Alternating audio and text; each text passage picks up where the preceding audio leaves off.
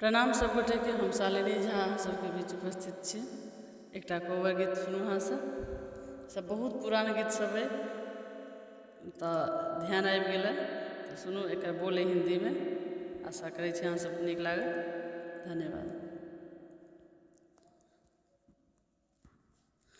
फूल जैसी प्यारी धानी कोबर में सोती, फूल जैसी प्यारी धानी कोबर में सोती, अम्मा के यादों में धीरे धीरे रोती, अम्मा के यादों में धीरे धीरे रोती।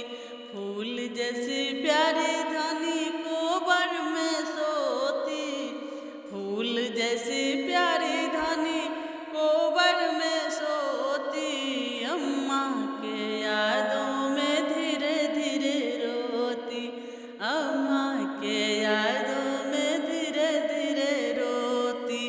कैसे विधाता ने जोड़ी बनाई, कैसे विधाता ने जोड़ी बनाई, अम्मा के बदले में सासू मिलाई, अम्मा के बदले में सासू मिलाई।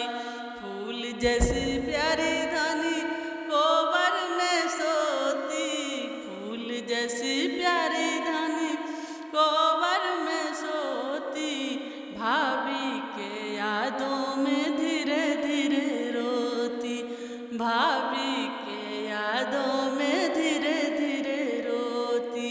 कैसे विधाता ने जोड़ी बनाई, कैसे विधाता ने जोड़ी लगाई, भाभी के बदले में गोतनी मिलाई, भाभी के बदले में गोतनी मिलाई।